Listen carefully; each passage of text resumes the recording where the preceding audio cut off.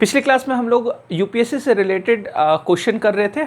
इस बार प्रीलिम्स में कौन कौन सा क्वेश्चन यूपीएससी में पूछा गया है उससे रिलेटेड हम लोग बात किए थे और 4 क्वेश्चन हम लोग उस पर डिस्कशन किए थे। आज आगे का क्वेश्चन देखते हैं और पॉलिटी में कौन कौन सा क्वेश्चन इस बार यूपीएससी प्री जो 2024 का हुआ है उसमें और कौन कौन सा क्वेश्चन आया है तो उसको देखते हैं। चलिए स्टार्ट करते हैं। देखिए अगला क्वेश्चन जो है वो है भारत के संविधान के संबंध में निम्नलिखित कथनों में से कौन सा सही है। इस बार देखिए पॉलिटी से अच्छा खासा क्वेश्चन आया है ना।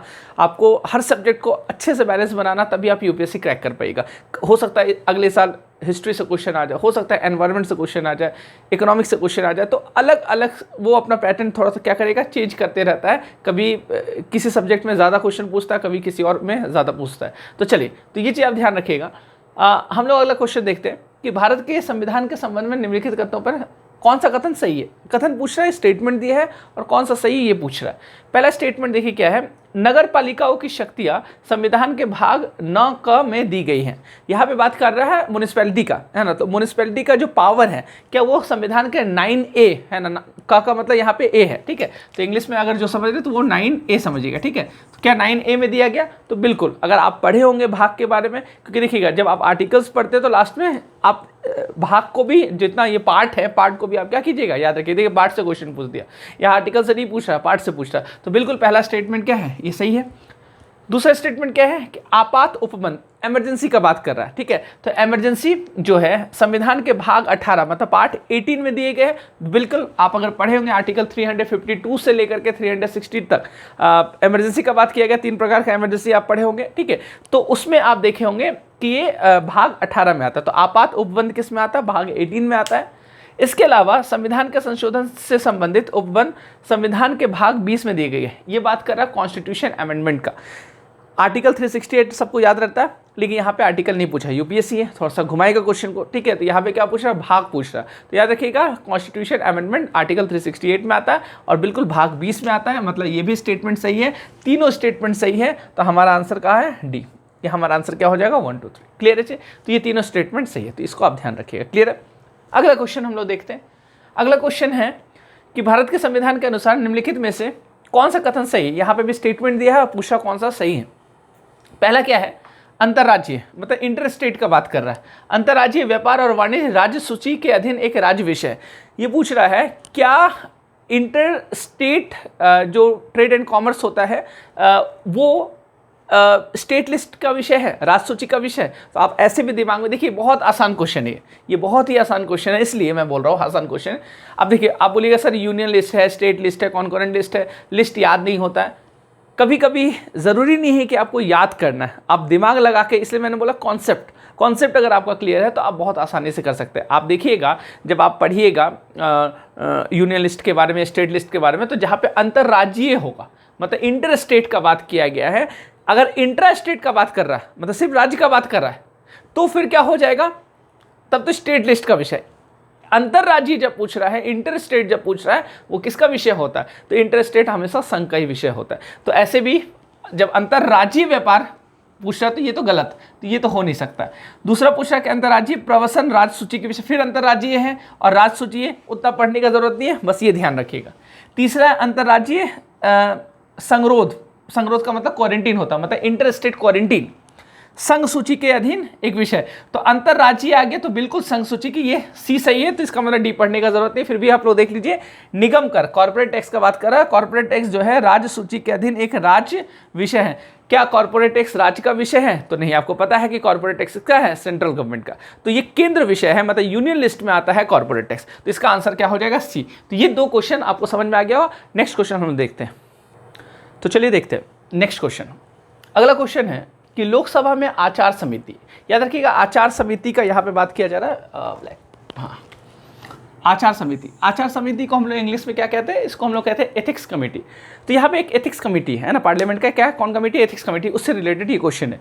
तो यहाँ पे पूछ रहा है कि लोकसभा में आचार समिति के संबंध में निम्नलिखित कथनों में से कौन सा सही है, ठीक है।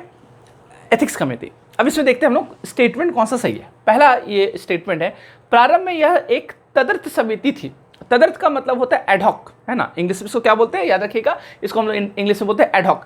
क्या ये एडहॉक कमेटी था? तो बिल्कुल, जब आचार समिति का गठन किया गया था तो ये एक अस्थायी समिति, अस्थायी मतलब तदर्थ समिति था, मतलब एडहॉक कमेटी था।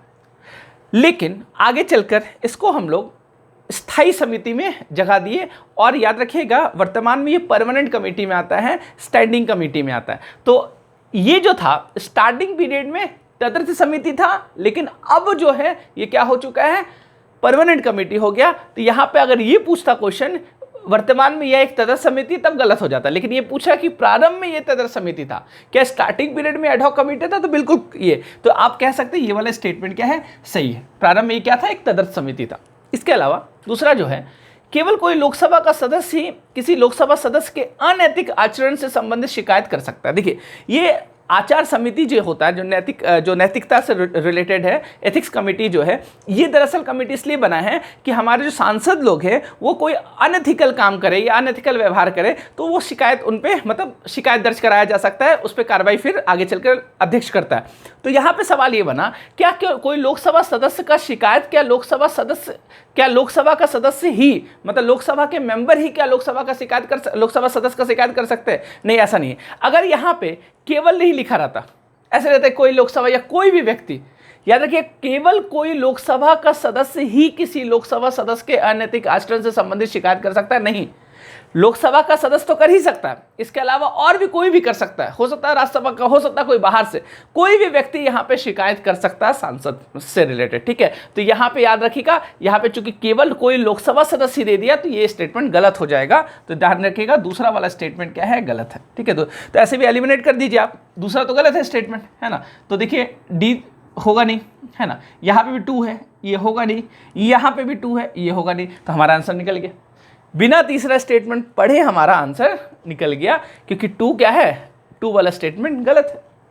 अब देखिए यहाँ पे फिर भी हम लोग पढ़ लेते, तीसरा क्या है। तीसरा यह कहता है कि यह समिति किसी ऐसे मामले पर विचार नहीं कर सकता जो न्यायाधीन है, मतलब जो न्यायालय में वो केस चल रहा है, मतलब ऐसा कोई मामला जो कोर्ट तक पहुंच गया, तो बिल्कुल अगर कोई मामला कोर्ट तक पहुंच गया तब ये समिति उस पर कोई काम नहीं करता है। इसका मतलब ये स्टेटमेंट क्या है, सही है। हमारा आंसर क्या है, हमारा आंसर है 1 और 3। क्लियर है ना।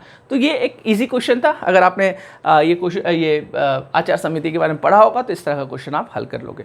अगला क्वेश्चन हम लोग देखते हैं। अगला क्वेश्चन भी बहुत आसान क्वेश्चन है, ये कॉन्स्टिट्यूएंट असेंबली से जुड़ा हुआ क्वेश्चन है ना, संविधान सभा से जुड़ा हुआ क्वेश्चन है। क्या पूछा क्वेश्चन कि डॉक्टर राजेंद्र प्रसाद के कार्यभार संभालने से पहले संविधान सभा के अस्थायी सभापति कौन थे। आपको पता है कि संविधान सभा के अध्यक्ष कौन थे, मतलब सभापति कौन थे, वहाँ के प्रेसिडेंट कौन थे, तो संविधान सभा के प्रेसिडेंट थे डॉक्टर राजेंद्र प्रसाद। लेकिन आपको पता है कि डॉक्टर राजेंद्र प्रसाद को पहला दिन नहीं बनाया गया था, उस दिन अध्यक्ष का चुनाव नहीं हो पाया था, तो अस्थायी अध्यक्ष के रूप में जो सबसे सभा के जो सबसे वरिष्ठ मेंबर थे उसको चुना गया था। वो कौन थे, डॉक्टर सच्चिदानंद सिन्हा। तो इसलिए पूछा गया कि राजेंद्र प्रसाद के कार्यभार संभालने से पहले संविधान सभा के अस्थायी सभापति, आप ध्यान रखिएगा अस्थायी, है ना, ये परमानेंट थे, है ना, ये टेम्परेरी थे, तो अस्थायी सभापति कौन थे, तो डॉक्टर सच्चिदानंद सिन्हा। तो इसका आंसर क्या हो जाएगा, डॉक्टर सच्चिदानंद सिन्हा। मैं आपको डेट बता दूं, डेट भी आप याद रखिएगा।